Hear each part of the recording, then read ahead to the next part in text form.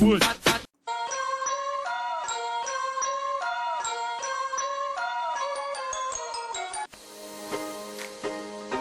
Welcome to Pimpy's Investment Chat, where we keep investment talk simple. And here's your host, Pimpy.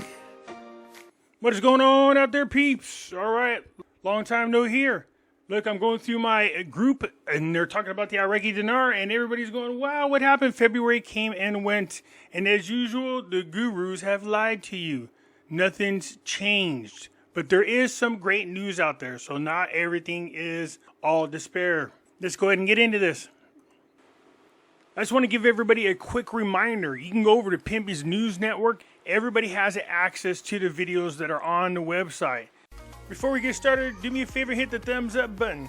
If you're not a subscriber, please do so, because when you do, it helps out the channel, and I certainly do appreciate it.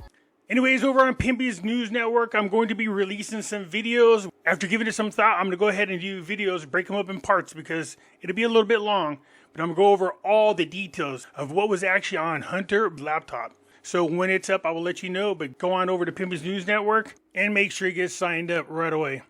So no, there hasn't been any changes in the Iraqi Dinar, but let me just bring something to your attention, okay?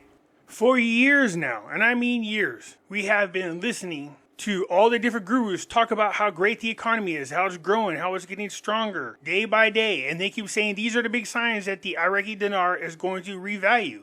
I don't disagree with that. I just disagree with the way they think it's going to happen as far as revaluation is concerned. And now some recent articles tells us that they want to go digital. Yes, central bank digital currency. Yikes. We'll go over what that means for us here in just a moment. Now, in talking with people, they ask me this all the time. You talk bad about the dinar. I said, when did I ever talk bad about the dinar? I never have. Just because I don't agree with all the other crap that the other gurus are saying doesn't mean I don't believe it's going to revalue, because it's going to revalue. Do I think people are going to become millionaires? Well, I think the probability of that happening is really a long shot. I'm not saying it's impossible, but it is a long shot. I told you most likely what they're going to do is delete the zeros and then revalue the currency.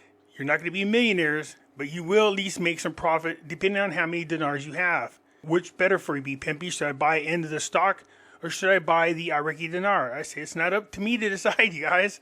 I can just tell you what I've done. I bought enough Iraqi Dinar to hold on to just in case, but a big chunk of my money has been invested into Iraqi stock. I've been doing it for years now. Now, I'm not telling you should go out there and do that, but I'm just saying, think about this. The Iraqi Dinar revalues, that's a one-time deal. It's one shot. Psh, that's it. Investing into the Iraqi stock, that's long-term. That's dividends being paid out every year to you. That's a lot more valuable, in my opinion. It's something you should think about. Give people over there at Y as a call, 850-419-3624. Just tell them I sent you over there, and they'll walk you through the process, okay? I think this is a better investment, in my opinion, for people that need the Iraqi Dinar. But I don't want to discourage you from getting the dinar. Hold on to it. Get it and hold on to it. But don't get crazy with it. If you're going to want something with better return, you should be invested in the Iraqi stock. You get returns from that. You get dividends. And since Iraq is starting over from scratch, the economy can only do one thing, and that is go up. And that means all the stocks that are out there, you can expect them to go up as well. You're getting them at ground level. It's just my opinion. Give a wise group a call, ask all the questions you want, and they'll be happy to walk you through. I mean, if all we're talking about is the economy, every time you go listen to a guru, so to speak, and they're telling you how great the economy is, doesn't it make sense for you to be into the Iraqi stock? I'm just throwing that out there. From secure internet to smart systems, Iraq enters the era of digital revolution with steady steps. See, I really felt like they were pushing Iraq forward along with other countries is because they're trying to get everybody on the same page and force everybody into the central bank digital currency. But it's not going to happen anytime soon. It's going to happen soon enough, but not as soon as people think. The infrastructure has to be built. Right here he says the first category is the advanced technology infrastructure, whether through secure or powerful internet networks or digital payment systems that work effectively and efficiently in parallel with each other. The other category is advanced legal infrastructure that provide protection for the rights of users and operators and the public right against cyber and financial crimes arising from the digital transformation. The importance of the availability of the ability to keep pace with the course of digital technology, progress in the virtual world on an ongoing basis. So my concern with this, as we've expressed many times when it comes to digital currency, I don't ever want to give a government or banking or anybody that much control over my money to where the point gets where you don't listen to them or they don't like what you're saying and it cuts you off from your money. That's a no-no. But that doesn't stop a tyrannical government from once you grab control to using that as a weapon against you. That's the only concern that I have about it. Al-Alaq, Iraq adopts the most disciplined and controlled mechanism in the world to control the dollar. Well, if that was the case, there wouldn't be that big of a black market gap, and they should be able to revalue the currency without any worries. So the governor of the central bank, Al-Alaq, considered on Saturday that Iraq adopts the most disciplined and controlled mechanisms in the world to control the dollar, warning of the media distortions of the banking sector. Al-Alaq told the official agency that Iraq has become today one of the best countries in the world in controlling the sale of the dollars, as this process is carried out with transparency and accuracy. An assistant verifies through it his documents and leaving the country, explaining that this mechanism is the most disciplined, transparent, and controlled in the world, and indicated by international experts. So that's good. They are getting their infrastructure for banking sector updated, all the kinks worked out. This is good, but again, I'm still worried about the digital currency. Here we go right here. Al-Sudani's advisor. Digital currency is a qualitative leap that improves control and supports anti-money laundering. The part I don't like is where it says controls. Look, I understand they want to protect themselves. They don't want any criminals. They don't want no people supporting terrorist groups. They don't want no laundering of money. I get it. But again, you're putting too much control in the government and corrupt people. And in case you've not been awake these last few years, I would say in the United States especially, we don't want a digital currency given everything that we just went through for the past 4 years and all the crap we're going through now. I wouldn't want our government to have that kind of control over the people.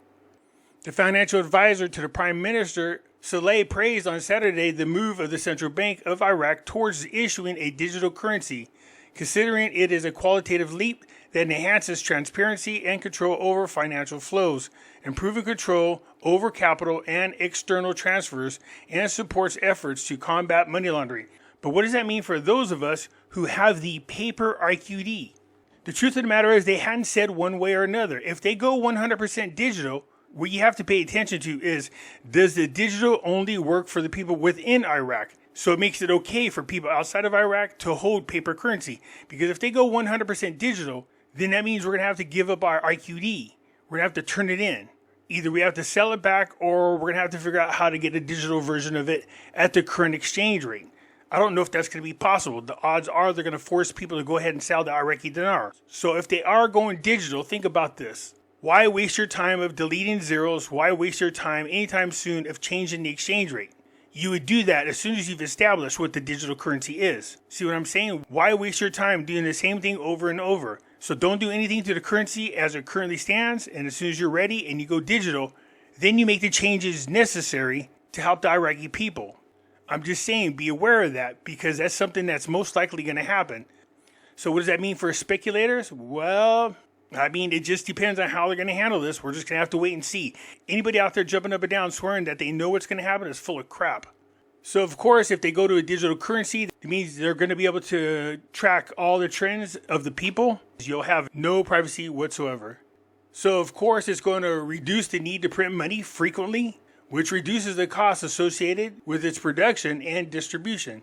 In addition to enhancing transparency and control over financial flows and the possibility of tracking digital liquidity and spending trends, whether consumers, savings, or investment.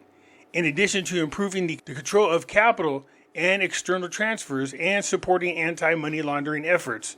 But what kind of protections are the citizens going to have from a tyrannical government or somebody corrupt coming in and controlling the money that the people have? That's going to be the same problem that we've been talking about now for quite some time. What kind of protections are the civilians going to have from its government? Anyways, that's it for now. Let me know what you think. I look forward to hearing from you. I'm out.